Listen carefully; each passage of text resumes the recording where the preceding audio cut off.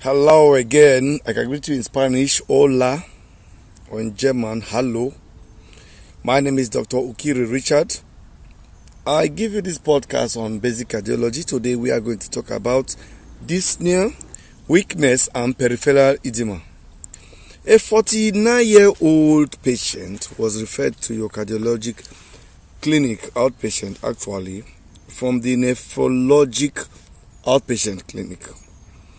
The patient complained about increasingly exertional dyspnea, especially when he walks fast or climbs the stairs, that has been going on for 1 year, and also an increase in the abdominal circumference. Since 6 months, he has been also noticing on pedal leg swelling when he sits for long, and this is connected with feeling of congestion in the abdomen. He has added 8 kilogram weight without changing his diet. He has never experienced chest pain under exertion. The patient was partly active until a year ago when he had a fever that could not be explained. During that fever, they noticed pleural and pericardial effusion as well as discrete ascites. But after he rested for some time, everything disappeared, and he never undertook any diagnostic tests thereafter, and he has been feeling well without fever. In terms of atherogenic risk factors, he has an arterial hypertension as well as a hypercholesterolemia, and he told you that due to his asthma that he usually takes sometimes beta symptomatics, he does not take any medications. The blood test he brought from the nephrology clinic showed an elevated gamma GT of 111, normal is still 80, and alkaline of 201, normal is still 190, a quick of 69%, normally 70 to 120, and a slightly elevated CRP of 0.78, normal is below 0.5.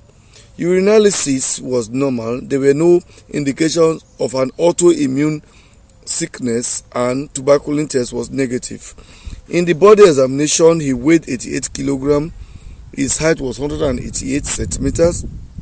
Blood pressure 150 to 100, heart rate 84 per minute. Auscultations over the heart and lung were okay. The jugular veins were maximally congested. There were significant ascites and pedal edema, also pretibial edema. The temperature was 36.5 degrees centigrade. My question now is, what differential diagnosis are you thinking of? Well, from what you have told me, it is definitely a right dependent cardiac failure. For example, restrictive cardiomyopathy, could be a myocarditis, could be a coronary heart disease, for example, right ventricular infarct. It could be chronic obstructive lung disease, COPD, or recurrent pulmonary embolism. Could also be chronic pericarditis or valvulopathy. From what you are telling me, a renal cause for this presentation is very, very unlikely.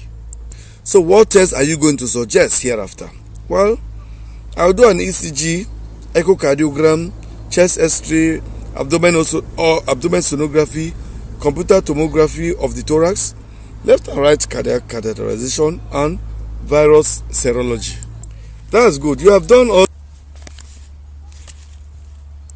2 timely septum movements. The right ventricle had restricted contraction, and the free wall had more echogenicity. Only few inspiratory and expiratory changes in the transmitral flow with constant E to A relationship. Aortic, mitral, and tricuspid valve morphology were normal. The maximum pressure gradient over the tricuspid valve was 14 millimeters of mercury. There were no pericardial effusion. You did the chest x-ray with contrast medium. You had pericardial thickening, ventral 0.8 centimeter. There were no calcification, no pericardial effusion. The lung paracamas were okay.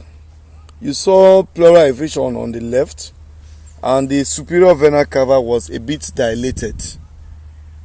In the viral serology, you were able to culture parvovirus B19, mumps, and adenovirus. The titer for Coxsackie A and B, echovirus, herpes simplex, cytomegalomegaly, EBV, Epstein-Barr virus, and HIV were negative. And in the cardiac catheterization, you saw irregular wall with normal left ventricular function, no mitral regurgitation. The filling pressure in both ventricles were balanced but raised, 15 millimeters of mercury left and right. There was no typical dip and plateau phenomenon. Right atrial middle pressure was 15 millimeters of mercury, and the systolic pulmonary artery pressure was above the normal, 34 millimeters of mercury with middle of 14 millimeters of mercury.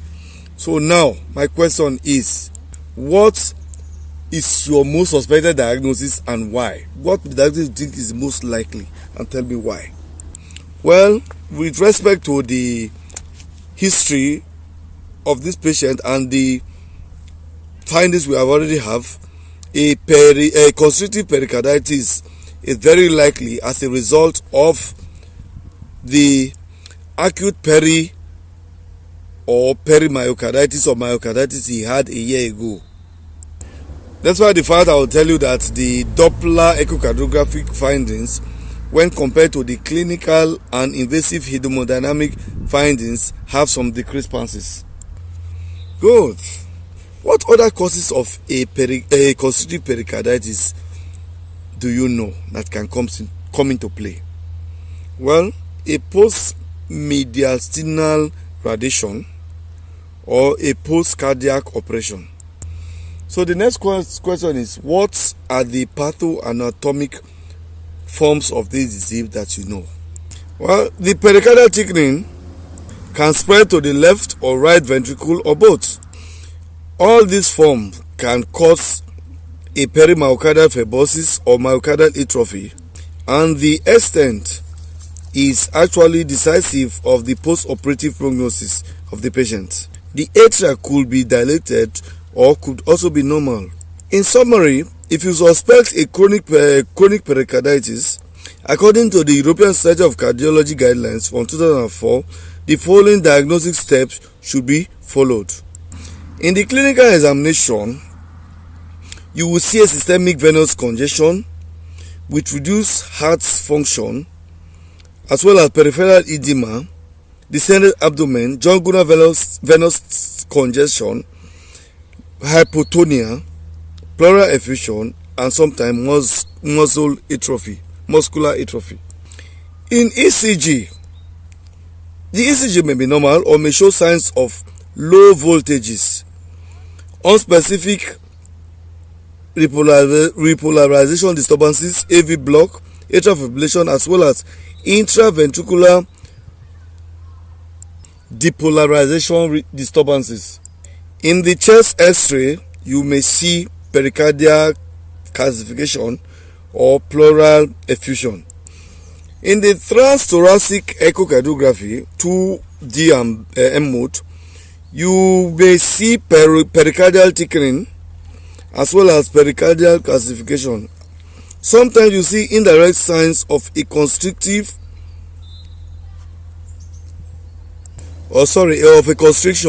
which are dilated atria in the roots with normal systolic function and normal septum movement, dilated vena cava inferior vena cava, and liver veins.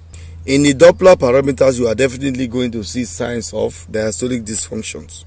So, continue. We have done clinical examination, ECG, chest X-ray, and transthoracic. Let's go to CT MRI. In CT MRI, you are still going to see the same things, which are pericardial thickening or calcification, dilation of the atria, and maybe a tubular configuration of the ventricle. In the cardiac catheterization now, you are going to, in the hemodynamic, you are going to see a deep and plateau or square root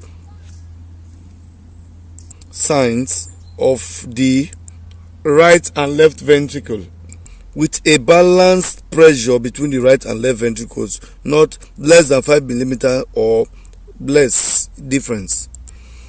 In patients below 35 years of age, we recommend a coronary angiography when they have had a mediastinal radiation, then independent of age. So, thank you for what you have just said. How do you differentiate a restrictive from a constrictive form of a cardiomyopathy? Well, for this question, the ECG is not helpful. In the restrictive cardiomyopathy, in the chest X-ray, you do not see calcification. And even in the constrictive form, this does not always have to be there. In the two-dimension echocardiography, in restrictive cardiomyopathy, the walls are usually thickened. And if you have an amyloidosis, there's a characteristic echogenicity monster. In constrictive pericarditis, the walls are usually normal. The pericardium could be thickened and calcified. In the Doppler echocardiography, in the restrictive cardiomyopathy, the E wave is independent of inspiration and expiration, and the E to A relationship is more than 2. That is in the restrictive cardiomyopathy. But in the constrictive, you see reduction in the E wave in inspiration and a reverse in expiration with an increase. Also, in invasive diagnostic hemodynamics, in the restrictive cardiomyopathy, the left ventricular end diastolic pressure in the rule is usually higher than the right ventricular end diastolic pressure. And the right ventricular pressure is usually above 50. That is in the restrictive. Let me repeat it. In the restrictive, the left ventricle end diastolic pressure is higher than the right ventricle, and the systolic right ventricular pressure is more than 50. But in the constrictive pericarditis, the filling pressure in both ventricles are usually normal, and in inspiration, there is no increase in the systolic pressure in the right ventricle. By inspiration, there may be increase in the systolic pressure in the right ventricle and a reduction in the left ventricle, which is opposite in expiration. In both cases, you will see a dip and plateau phenomenon. So what therapy options do you have in patients with pericarditis constrictiva, that is constrictive pericarditis?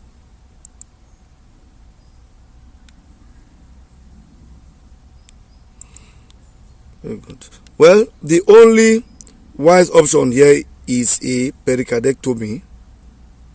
The important complication here, sorry to say, a cardiopulmonary bypass here is not necessary. Important perioperative complications here are ventricle rupture as well as an acute pump failure. Patients that have a preoperative not diagnosed myocardial fibrosis or atrophy have poor prognosis. A large study was done where the mortality was between 6 to 12%, and a normalization of the hemodynamics value have been recorded in about 60%. So just to summarize, in this our patient, we gave diuretics toracemide 30 mg divided in 3 single doses with spironolactone 50 mg per day. After 3 weeks, the pleural effusion and the ascites disappeared. The peripheral edema also disappeared. The venous pressure was still elevated, but the patient exercise tolerance improved, but still reduced in compared to how it was in its normal state. So the patient was sent to surgery for pericardectomy. After a median lung stenotomy, you saw a strong thickened pericardium. Well, after on, the pericardiotomy was done. Thereafter, after 2 years, the transaminase normalized. There were no hepatomegaly, normal jugular venous pressure, and the patient could return to his sports again. Thank you very much.